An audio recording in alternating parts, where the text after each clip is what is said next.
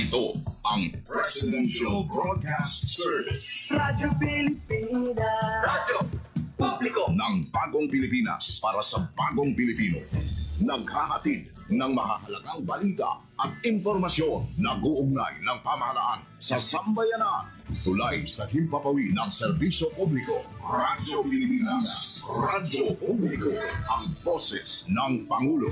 Sa Iloilo. Radyo Pilipinas. 585 AM. Oras mga biyan, 1:02 sa hapon. Sports Zone. Mga balita sa hinampang. Diri sa Iloilo, sa pungsod, o bisan diin man nga bahin sang kalibutan. Mga hinul-anon sa patag sang hinampang. Inyo mahibaluan sa Sports Zone. Ang kahapdi sang kalutusan. Ang kasadya sang kadalagan. Ululupod natin nga saksihan sa Sports Zone. Programa sa hinampang. Pagkilala sa mga tao sang ila kinaadman, sa ilang pagpaninguha nga matibong ang kagalingon nga hampang. Sports Zone. Iyari ang inyo Sports Zone host, Joseph Paul Noblesa Tarosa. Mayong hapon na Western Visayas, mayong hapon syudad kag probinsya sang Iloilo. Welcome sa pangpangalagad sa programa Sports Zone. Mga kabiyanan, Sabado kita, Mayo 3, tuig 2025. Kaya mga balita sa hinampang, aton nga patpaton sining pagpangalagad natin, Mayo 3. Walang dugay ang 4 ka bulan sang 2025. Mayo na kita. Tayo ng aton nga pagtutok sa pila ka mga balita sa hinampang. Good news no para sa mga weightlifters naton. Binibangod na kuha sang Philippine National Weightlifting Team ang 5 ka gold sa International Weightlifting Federation World Youth and Junior Championships. Ginihiwat mga kabiyanan sa 5 Peru. So, istoryahan tayo na karon diri sa aton nga pagpangalagad. Samtang questionable pa ang availability ni Pinoy Justin Brownlee, ato naturalized player nga maghampang sa FIBA Asia Cup sa Jeddah, Saudi Arabia.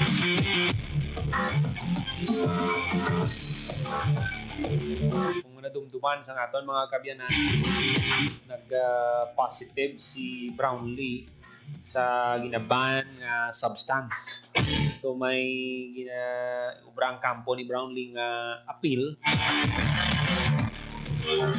nilang adverse analytical findings sa urine sample that came out when he was tested matapos ang ampang sang gilas kontra New Zealand sang February 23.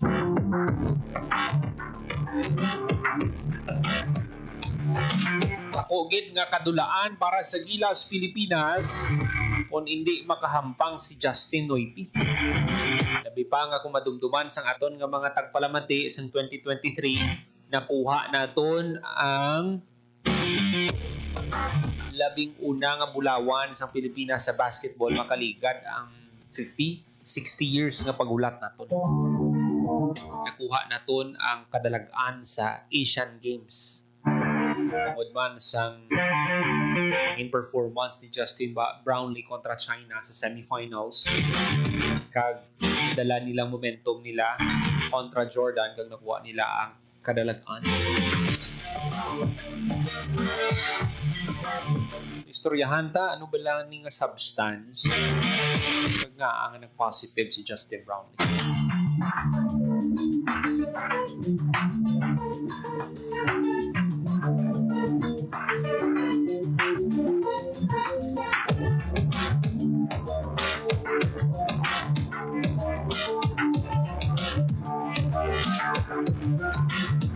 Samtang mga kabiyanan ng Samahang Basketball ng Pilipinas, nag-renew sa ilang partnership sa Eurotex Dream para nga isuportahan ang Gilas 3x3 Women's Team sa padayon nilang campaign for international basketball success.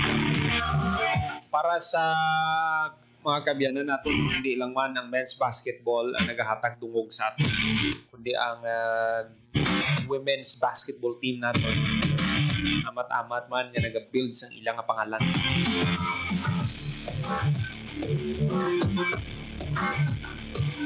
Siyete minutos pagkalikan sa takna nga 1:00 sa hapon.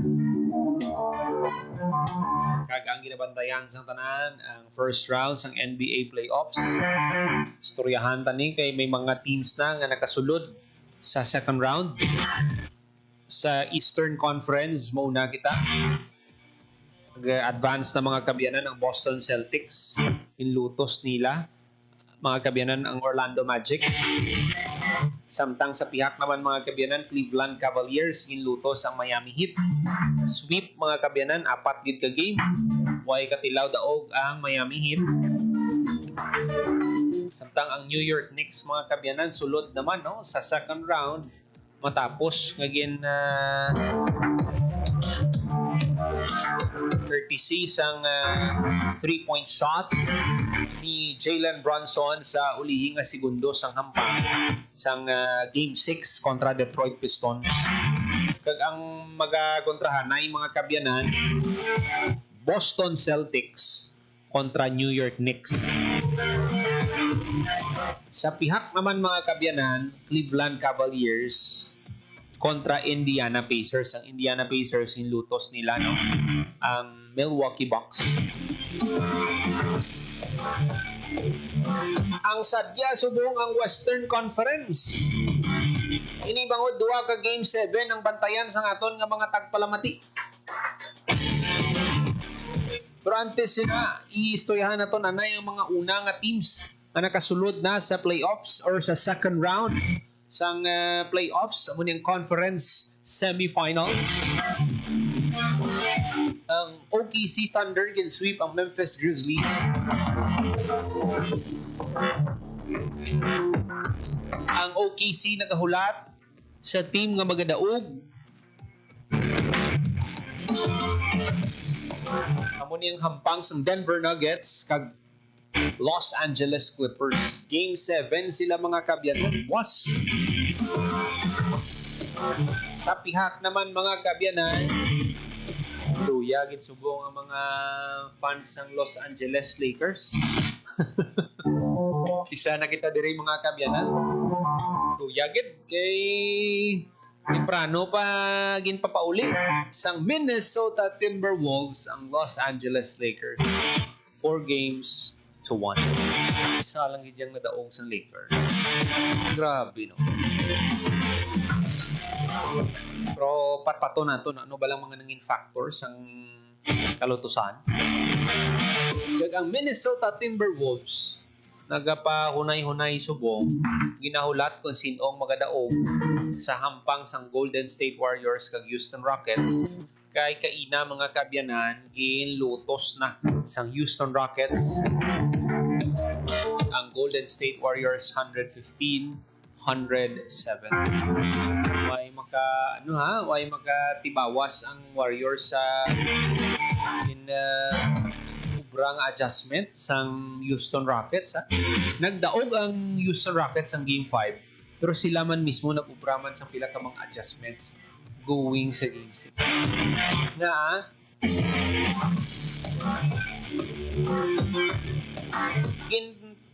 pasulod nila mga kabyanan.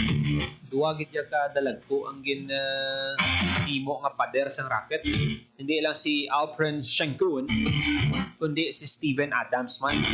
Kag nagbatyag gid ang Warriors. Ilabi pa nga hindi man nami ang ilang shooting night.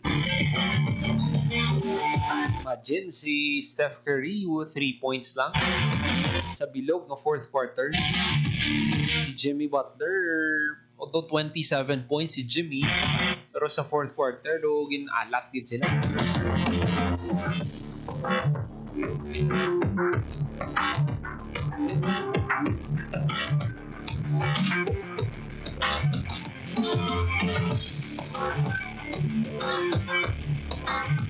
Onse o kung 12 minutos magaligid sa takna ng alas o kung 1:00 sa hapon.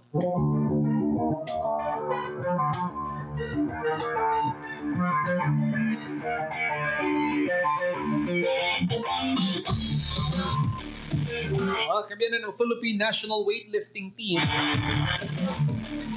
na kakuha sang 5 ka gold medal sa giniwat nga International Weightlifting Federation World Youth and Junior Championships sa Lima, Peru. Ang trio na J.R. Colonia, Althea Bacaro kag Alexandra Ann Diaz nagdaog sila respective weight classes. Pinagbululigay to deliver ang gold medals for Philippines. Sa men's youth 49 kg weight class, nagdaog si Colonia. Din 2 ka gold kidyang nakuha niya mga kabyanan. 2 out of the 5. Aside sa back-to-back golds, nakakuha man sa silver si Colonia sa snatch category. Lifting a total of 94 kg para magsakang niya personal medal tally sa 3. Si Bacaro naman, Althea Bacaro from Cebu. Daog sa snatch category sa women's youth 40 kg division. Ang iya winning lift 58 kg. 58 kilograms mga kabyanan. Si Bacaro,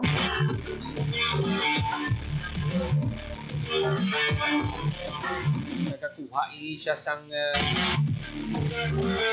bronze sa clean and jerk.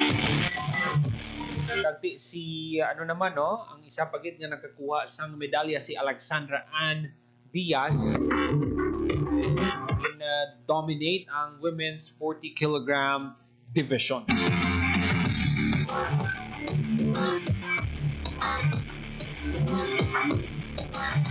Daog ini siya sa snatch, sa clean and jerk, bronze, ang pride of Zamboanga City. Ang IWF event magaserbing pre-main event warm-up for Philippine team para sa upcoming Asian Championships nga hiwaton sa Jiangshan, China. Sabi nyo, sa pagdaog ni Heidi, ni Pinay weightlifter Heidelin Diaz, kadamo sa mga atleta ang nagpabutyag sa interes sa nga maghampang, mag-intra sa weightlifting. Kung nadumduman sa aton mga tagpalamati, years back, may na-interview kita na isa ka Filipino-American. Dito siya nabase sa United States. Dito siya nabase, dito siya nag-compete. Mga regional mga competitions dito sa US. Pero abi nyo kung sino ang iya ginapapamangkutan. Sino ang nagaserbing mentor niya, ginaidolo niya, Heidelin Diaz. Dira ko makita ang impact muna sa mga kabataan subok. Abi nyo, hampang-hampang lang nag-enjoy ka mo. Pero sa ulihi, wala ka mo kabalo. Nagaserbi na ka mo ang inspirasyon sa madamo ng mga kabataan. Ay, idol ko ni siya mo ni maghampang. Ay, nami ni siya maghampang. Diba? Damo ka mo sang ma-inspire. Kag, diri pagid nag-thrive ang sports program natin. Lain pagid kung may full support pagid kita.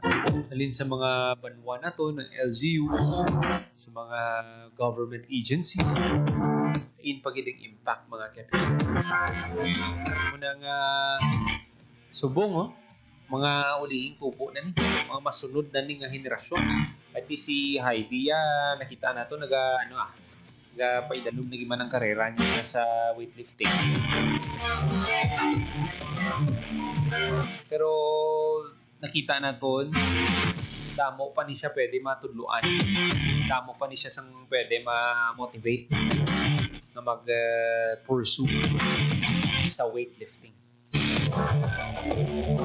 Sa ano bala, sa ron mo bala, sang una, ayawan kita kadaog sang gold sa Olympics.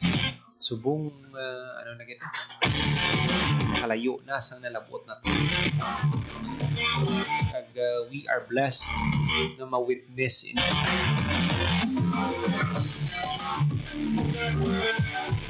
gymnastics. Siyempre si Kaloy na dito ang nagpangibabaw. Kita kabalo sa boxing. Silver ang pinakataas na ito nga nalabot.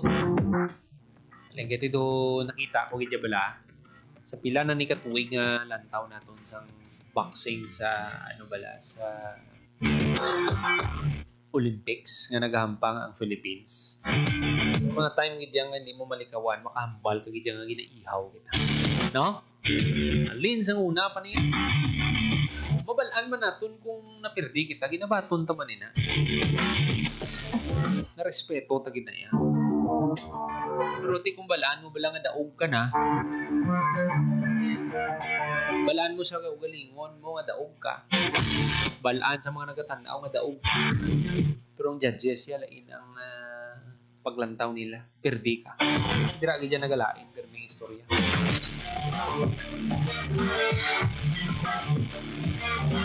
Pero wala kita ginakahubsan sang athletes kung boxing lang ang pag-istorya. Kadamo sang pakita sang ilang abilidad. Bisan diri lang anay sa ato no sa mga regional meet, palarong pambansa, may mga future na kita nga mga boxers nga makita. Yung iba na sa ila nagapursigigid para sa ila pamilya. Kaya may handom sila para sa ila nga mga pamilya. Ginahulat malang na nila is matagaan sila sa break. Matagaan sila sa chance na mapakita nila ang ilang abilidad, ang ilang kasarang sa boxing ring. Damo kita sang hampang. Damo sang sports discipline na pwede sudlan ng aton ng mga athletes. Piliun mo lang ijaya ang sport na napananaw mo bala. Mangin successful ikaw. Kag malayo ang imo nga malabot. Kag syempre kinahanglan bugos kita suporta sang imo nga pamilya. Di ang iban ginakulang di kun ano man ang ginaobra sa inyong nga kabataan para nga ma-sustainer ina, basta maayo lang, legal lang, suportahan nyo kita. Isang dira lang makabulig kita sa ating nga mga kabataan.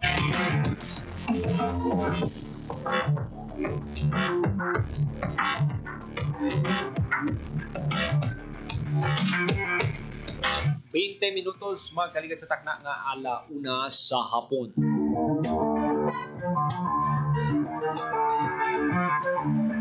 Sa ibang pa natin nga balita, ang Samahang Basketball ng Pilipinas nag-renew ang ilang partnership with Uratex 3 para nga suportahan ang Gilas 3x3 women's team sa padayon nga kampanya for international basketball. Second year sang kolaborasyon na nila ini. Ang partnership nagatuyong nga mag-build sang momentum nga nakuha nila sa 2024 FIBA X3x3 Women's Series. Sa diin, ang Philippines finished 18 among 51 global teams. So, can you imagine? 51 ka teams ang nagpasakop, ika-18 ang Pilipinas.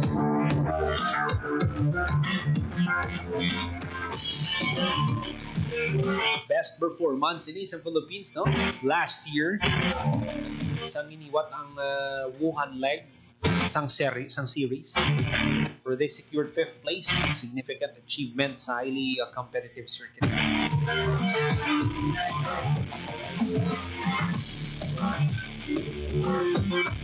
Nagsaka sang more than 20 spots ang Philippines sa 3x3 World Rankings, a critical boost mga kabyanan sa Olympic qualification points.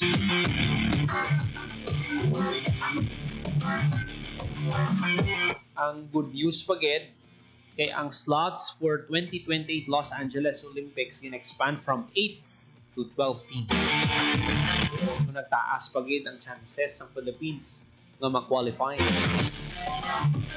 Ang women's player pool nalakipan sa returnees kay Rising Stars sa Naimi Kakacho, Kay Pinggol, Tantoy Ferrer, Lexi Pana kag Sam Harada. Ang goal nila is mag-compete as often as possible. Mag-score sang madamo nga puntos as possible. Yung Philippines naga-handom, naga-target na mag-improve pagid. Ito last year, 18th place sila. Ang balantayan sila ang mga kompetisyon nila sa China na nakaschedule kahapon tubtub subong adlaw. Sunod sa FIBA, 3x3 basketball has been a full Olympic sport humalin sa Tokyo 2020 Games. Ang national rankings may vital role sa pagdetermina sa Olympic qualifier.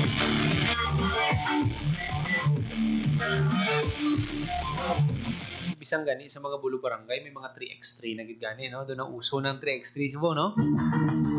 Bisan dito sa amon sa Ordan Guimaras. Magpauli kita dito. Mga hinampang man 3x3. Bintaha gid niya sa mga paryosaton nga may ulo-edad na sampang. Hindi ka na yung maglagan dugay. Hindi ka na yung maglagan dugay mo. Laba nga full court. Half court lang siya. Pero mahapo-hapo man kun ng mga kontra mo, mga kabataan. Pero mas exciting siya actually kay maka-ISO ka dara, maka one-on-one ka.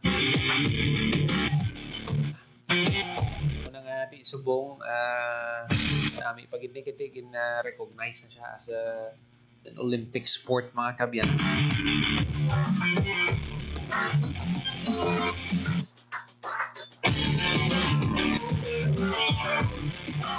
24 minutos magaligid sa tagda nga alauna sa hapon. Dugang nga mga balita sa pagbalik sa programa Sport Zone. About this time, party list number 35. This time, party list. Political ad paid for Abantilis na party list, dear ang avid musik-musik. Paid by Van Hoven and Sarahan sa Limig Inclusive Barangay Ramos na Bota City. Mangkot-langkotan mo. Gawya si Tol? Si Tol, tanan nag-obras ang 3 gigs loss ang nagbigat na pandemya. Amon na wakay nagputol ang tubig, internet, kag kuryente namon. Pero hindi na, electrician man ako. Ikaw si Tol, how? Si Tol, ang kapangita paagi na makabiyahe man kami mga riders, bisan wala kami plaka, tungod sa iya, waay naguntat ang amon ubra. Pero hindi Hi, ikaw ya si Tol? Si Tol, gindusok niya ang Maritime Zones Act.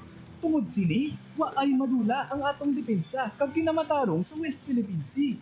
Pero hindi Na, hinahanap mo raw ako. Tol, salamat gid kay ginbuligan mo ang mga estudyante para makukuha sang lubo ng internet load. Kung pwede ko magboto, iboto tagid kaya. Promise? Promise! kay Tol, ang bulig wala untad. Number 61 sa balota, Francis Tol Tolentino, ang Tol ng bawat Pilipino. Isipin ang isang lugar kung saan ang progreso at kalikasan ay magkasabay na lumalago. Sa ilalim ng Administrasyon Marcos, ginagawang posible ito ng Subic Bay Metropolitan Authority. Sa administrasyon po ni PBBM, nilaunch po namin noong September yung Carbon Neutral Freeport Zone. Ito po ay aming goal to contribute reducing our carbon emissions. Hindi lang ito usapin ng teknolohiya, ito ay pangako. Sa SBMA, inuuna ang pangangalaga sa kagubatan, bakawan at natural na yaman para sa hinaharap ng bawat Pilipino. We are working towards a steady and reliable power supply that will meet the demands of today and continuously fuel our ambitions for tomorrow. Ang kalikasan at kinabukasan ay magkasabay na pinangangalagaan. Sa pamahalaang Marcos, ang bagong Pilipinas nakikita na. Sa nagbabagong Pilipinas, patuloy ang trabaho, patuloy ang pagbabago. Build Better More program ng pamahalaan Marcos tuloy-tuloy ang pag-arangkada maging sa sektor ng turismo. Isa na dito ang pag-upgrade ng mga historical sites sa bansa gaya ng Gat Andres Bonifacio Shrine and Ecotourism Park sa Maragondon, Cavite na pinangunahan ng DOT Tiasa. Ang historical shrine ay pag-alala sa katapangan, determinasyon at pagiging makabayan ni Bonifacio na nawa ay maging inspirasyon sa taong bayan. Sa nagbabagong Pilipinas, patuloy ang trabaho, patuloy ang pagbabago. Under President Ferdinand Marcos Jr.'s administration, malaking bahagi ang economic zones sa Cavite sa pagtulak ng 2.73 trillion peso investment pledges sa kanyang termino. Dahil dito, makakaasa ng marami pang katulad ni Bob Bismolte ang mabibigyan ng oportunidad sa bayan ng Cavite para maipakita ang galing ng Pilipino. So ang aking pong posisyon ay design director. Nag-formulate po kami ng ibang klaseng mga liquid resin para sa iba-ibang industry. Medical resin, dental resin, kahit po sa automotive ginagamit na rin yung aming machine.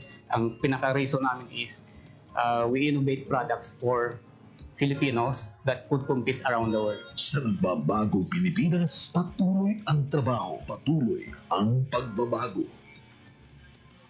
Boracay, one of the best islands in the world. Upang mapanatili ang ganda at kalinisan ng isla, pinalawig ng pamahalaan Marcos ang water drainage system ng Boracay.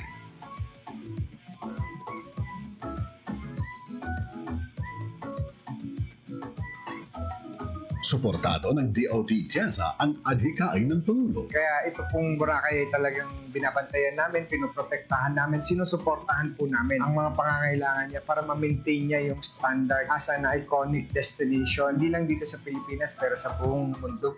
Sa nagbabagong Pilipinas, patuloy ang trabaho, patuloy ang pagbabago. Hinugna sa paggalaw ang West Valley Fault na bumabaybay sa Metro Manila at ilang lalawigan sa Luzon.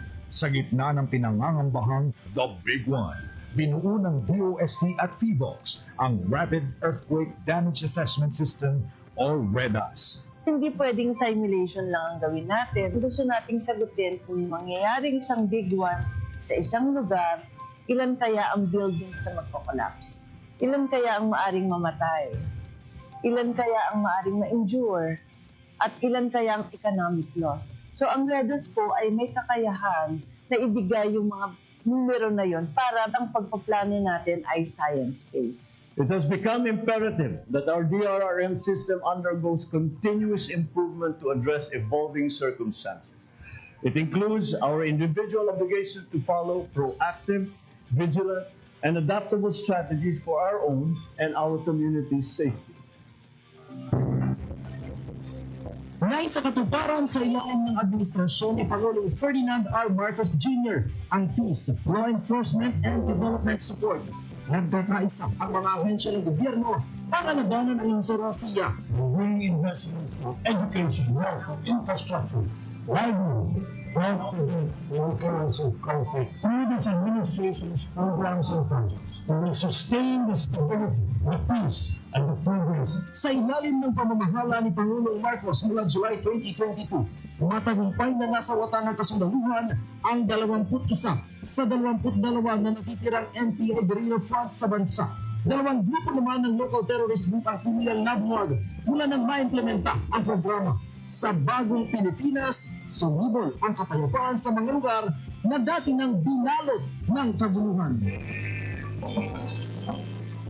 Beyond physically connecting the provinces of Samar and Leyte, the San Juanico Bridge has become a well-known landmark and a symbol of unity for the people of the two islands which it serves. Sa ilalim ng pamumuno ni Pangulong Marcos at sa pakikipagtulungan ng DOT TIEZA, muling sumigla ang turismo sa Samar, Leyte. Patunay dito si Rochelle Alfonso mula sa IM Travel at Lourdes Barrientos ng San Juan by the Bay Service Cooperative. Kahit walang kilo, meron ako talaga madaming nagpupunta kasi ang San Juanico is landmark na talaga siya ng Tacloban City. Ang pagkakaiba na ngayon na double 4, na triple yung bilang. Ngayon po, paggabi po, pinupunta na po talaga siya. Pag po dumadami po yung turista, dumadami din po yung makakukuha ng pagkabuhayan ng ating mga kababayan po dito. Mapasalamat rin ako sa presidente natin dahil ito sa aesthetic lights kasi nakadagdag siya sa pagganda ng sarili nating San Juanico Beach. With the recent completion of the San Juanico Aesthetic Lighting Project, I look forward to seeing the bridge turn into a true sight to behold not just during the day, now even in the dark at night. Sa nagbabagong Pilipinas, patuloy ang trabaho, patuloy ang pagbabago. Patuloy tayo sa pagdadagdag at pagpapataas ng kalidad ng ating mga ospital at mga specialty center. Pangako yan ni Pangulong Ferdinand R. Marcos Jr. Kaya naman, positibo ang pagtanggap ng mga kababayan natin sa Pampanga sa layuning maipatayo ang Clark Multi-Specialty Medical Center, isang proyektong katuwang ang Clark Development Corporation at ibang sangay ng pamahalaan at pribadong sektor. Ayon kay Lailani, isang residente ng Pampanga, magiging mas accessible na ang serbisyong pang-medikal sa kanilang lugar. Very good kasi accessible sa mga tao. Sana lahat pwede makagamit nun. Mahirap ka, nasa middle class ka, natutulong yun para sa mga tao dito nakatira or karating bayan. Sa nagbabagong Pilipinas, patuloy ang trabaho, patuloy ang pagbabago. Excuse me po, ikaw po ba si Tol? Si Tol, siya yung gumawa ng free gifts noong pandemya. Kaya walang putol ang tubig, internet at kuryente namin noon. Pero hindi enough. Electrician ako. Kayo po si Tol? Si Tol, yung gumawa ng paraan makabiyahe kaming riders kahit wala pang plaka. Dahil sa kanya, walang putol ang trabaho namin. Pero hindi eh. Hi po, ikaw po si Tol? Si Tol, siya yung nagpanukala ng Maritime Zones Act. Dahil dito, walang putol ang depensa at karapatan natin sa West Philippine Sea. Pero hindi eh.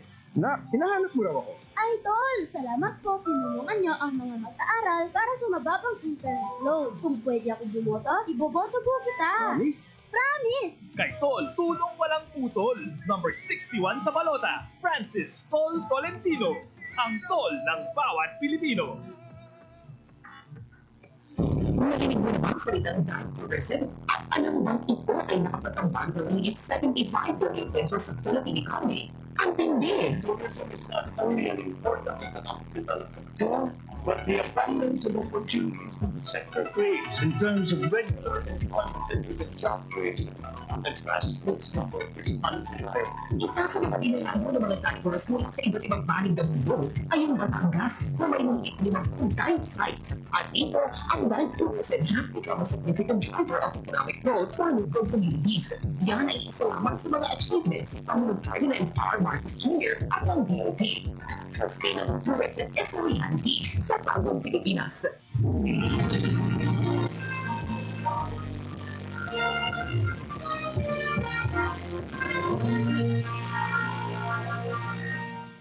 Having an effective and efficient transportation system will have multiplier effects on employment, the economy, our society. It will bring comfort, convenience, an easier life for all.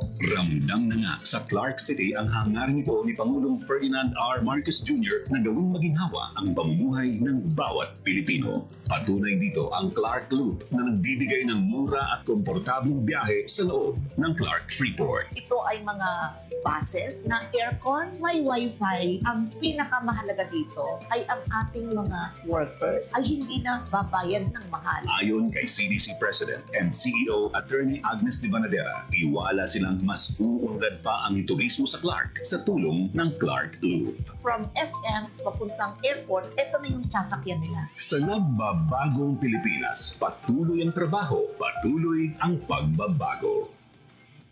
Tatak Pinoy is more than a branding exercise. It is about incubating and incentivizing great products that deserve to carry the Made in the Philippines trademark.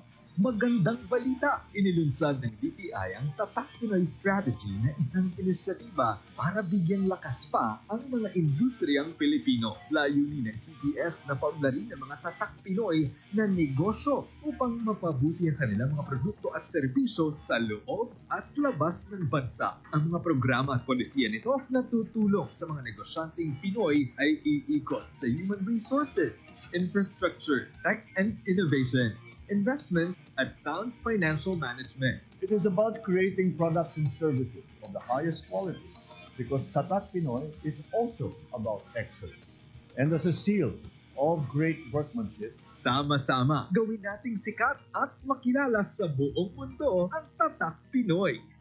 Libreng access sa National Museum sa Cebu naging posible sa ilalim ng pamahalaang Marcos. Museums are considered valuable cultural assets to a nation as they build a sense of community, document history, inspire creativity, promote tourism, and unite people through a shared heritage. Ilang lokal at banyagang turista lubos ang pasasalamat sa pagbubukas ng National Museum sa Cebu. Maganda, tsaka ang mga bata nag-i-enjoy talaga dito sa loob ng museum kasi madaming makikita. Marami silang matututunan dito sa loob ng museum. We don't have that long to do this sort of cultural exploration. So we were drawn to coming to the National Museum of Philippines because we felt that it quite nicely condenses the history of Philippines for us. Tuklasin ang mayamang kasaysayan ng bansa sa 5 galleries ng National Museum Cebu. Tara na sa NMT Cebu, bisita na kamo. We are open from Tuesdays to Sundays, 9 a.m. to 5 p.m. Dali na! Sa nagbabagong Pilipinas, patuloy ang trabaho. Patuloy ang pagbabago. 37 minutos, mga kaligan sa takna nga alauna sa hapon padayon kamo nagapamati diri sa gyapon sa programa Sport Zone. May posibilidad na hindi makahampang si Justin Brownlee sa Gilas, Pilipinas sa nagilapit ng FIBA Asia Cup sa Jeddah, Saudi Arabia. May mga information nga nagaguluwa matigil na appeal pa sa kampo ni Brownlee ang adverse analytical finding sa iya urine sample nga nagwa after sa hampang sa Gilas kontra New Zealand sa February 23. Ang apila mga kabyanan nagalaom ang kampo ni Justin na maklear siya pero may risgo man ini when it comes to the Gilas naturalized players availability sa Asian Championship na natalana sa Agosto 6. Sa pagit ka information no nga ang Samahang Basketball ng Pilipinas preferred Brownlee's camp mga sinasuggest ang SBP na batunon na lang sa kampo ni Justin ang finding. Ma-serve out niya ang iyang suspension in time for the Jeddah tournament, mga kabyanan.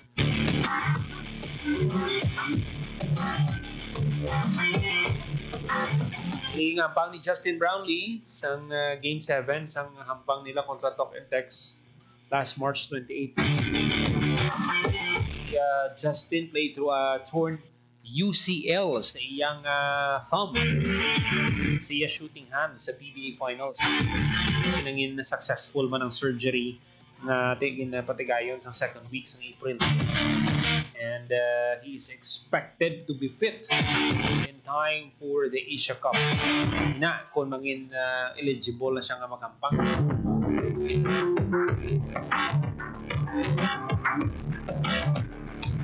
Kay kung na-serve tani ni Justin ang suspension as soon as the PBA Finals ended sa last March, second month na kung tani isang suspension. Pero ang kampo niya has launched appeals duha pa ni kung makahampang si Justin.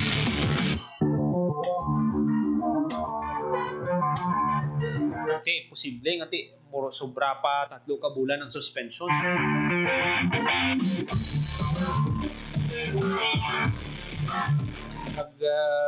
Positive man ini siya sa banned substance sa Asian Games October 2023.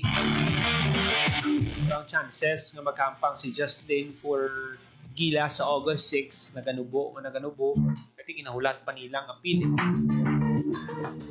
Pero ang SBP officials nag-advise na yung kay Justin na batuno ng resulta sa drug test. May mga option sila subong, no? Si Anje Kwame ang wala na galing only choice nila for national coach team coach kung hindi makampang si Justin Brown unless ang National Federation decides to renew its ties with NBA player Jordan Clarkson. Figure out pa ini sa SPP kung nanong maayos ini. Laing gijabi ang isa ka Justin Brownlee pero di lain man ang madala sa isa ka Jordan Clarkson sa team. Pero ano ay ang mangin role ano ay ang mangin strategy ni Coach Tim Con kung siya ang mag-auyat kay Jordan Clarkson. Nakita naton ang performance ni Jordan Clarkson sa FIBA World Cup sa 2023. Muna ganing napapinsar man kita what if abi si Coach Tim biyang nag-uyat sa team. Pero tinakita man nato na inatag man ni Jordan ang tanan. Sa naghampang siya para sa Pilipinas. So ay kita nakasulod sa next round. Nagapati kita 2023 to. Subong 2025 na kita. 2 years na lang FIBA World Cup naman. So, mula nakadasig mga kabyanan ng panahon kung ano man ang mga frustrations naton sa basketball, nagapati kita na maabot bidang time na mag-level up again ang performance ng team naton sa Gilas Pilipinas. So, we wish Gilas Pilipinas the best sa Asian Championships.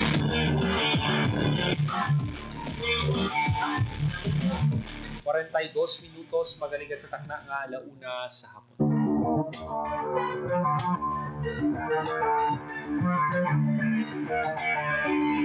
Sa nasiling na naton mga kabyanan,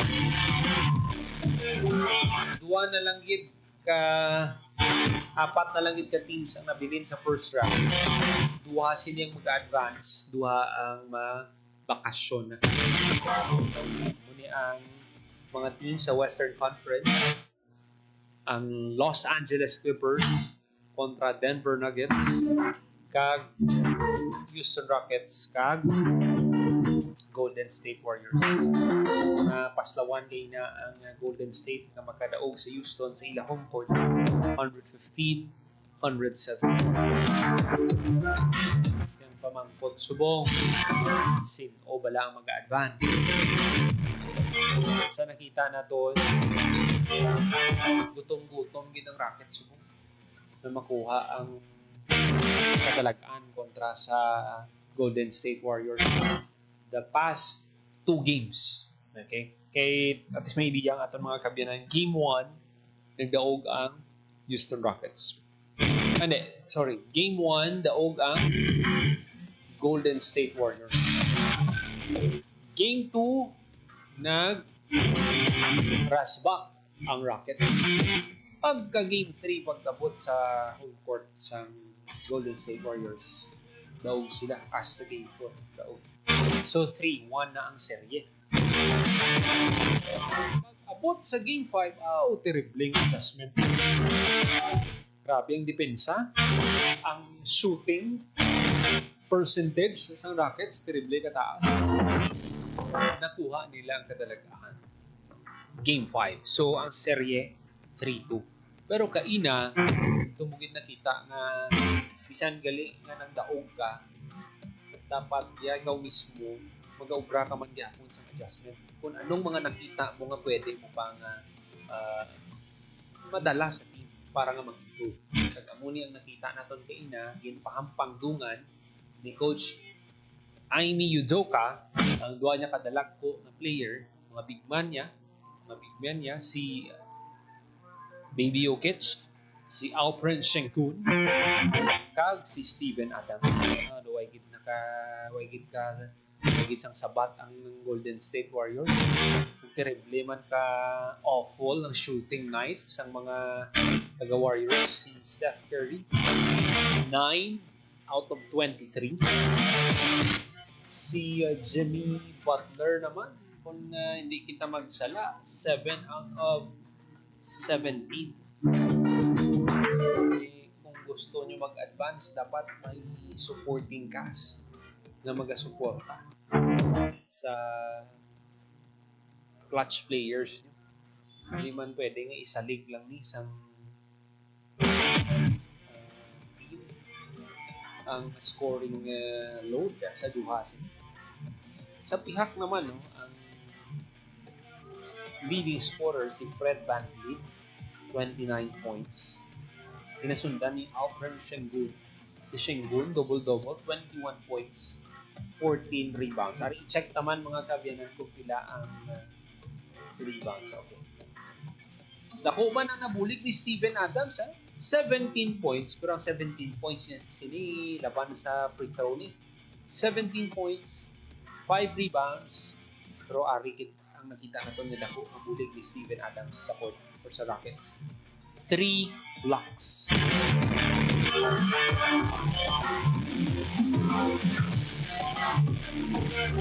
Kita nyo?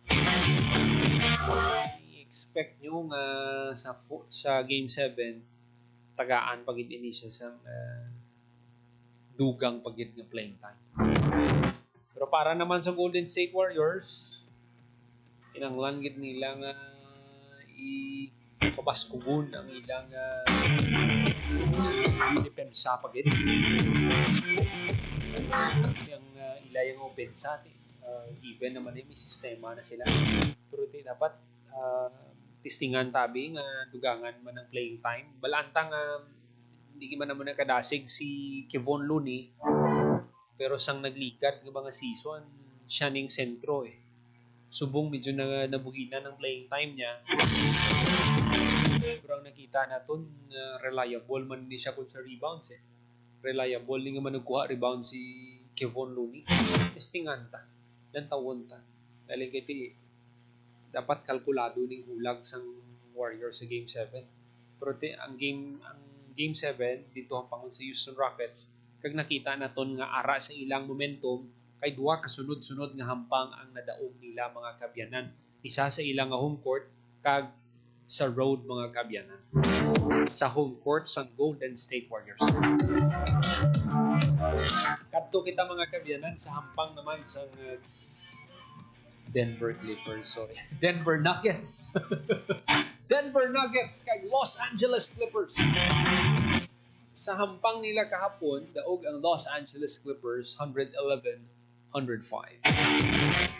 Ang abi mong sadya sa hampang nila wala sang safe na ba? Isang 20, 25. Ako lang tong sang game na dako ang banse sa pero kalabanan sa hampang nila. Close na dyan ang ilalang kapuntos ang pansihanay. Muna nga hindi mo ma-predict eh. Pero sa nakita na doon, kung firepower ang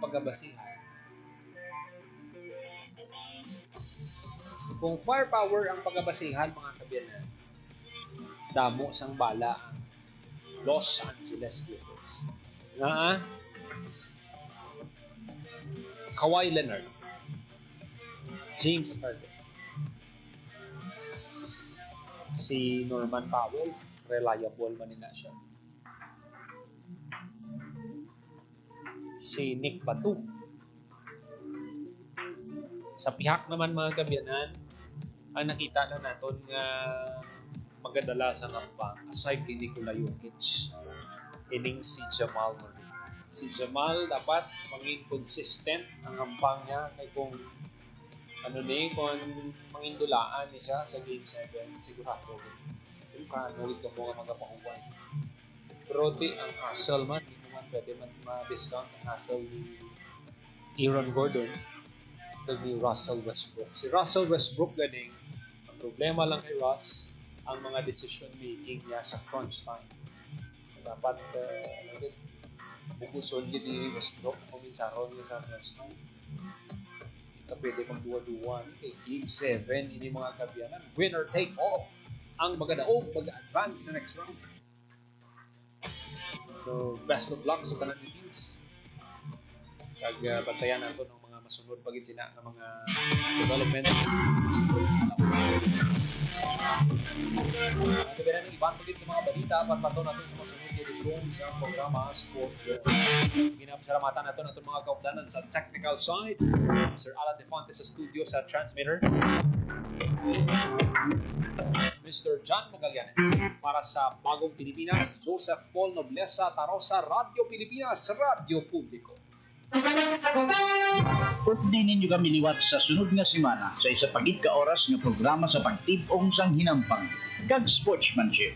Ini ang Sports Zone. Radio Pilipinas. Radio Publiko.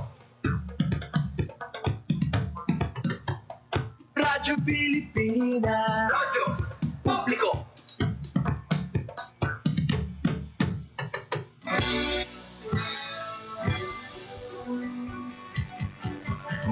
Mahalagang mga balita, napapanahong impormasyon.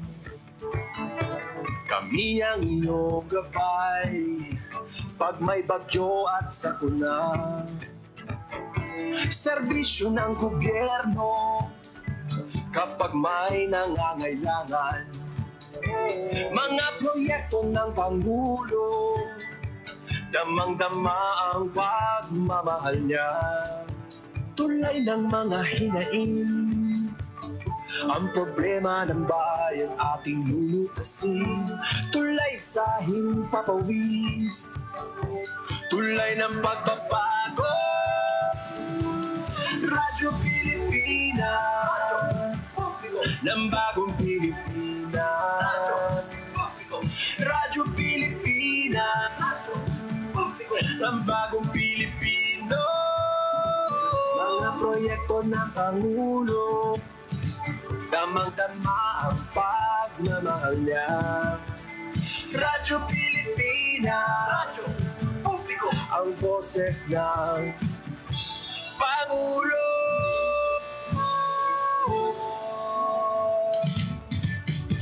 Karamay nyo kami, kahit malayo man kami nakakarating. OFW magsasaka, buhay ay iba't iba, san mang lugar ng bansa natin. Tulay ng mga hinaing, ang problema ng bayan ating lulutasin. Tulay sa himpapawid, tulay ng pagbabago. Radyo Pilipinas, ng bagong Pilipinas. Radyo Pilipinas, ng bagong Pilipino. Mga proyekto ng Pangulo, damang-dama ang pagmamahal niya.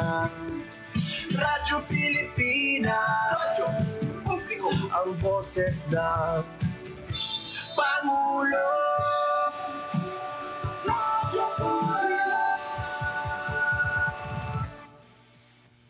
Radyo Pilipinas, Radyo Publiko, Radyo Pilipinas.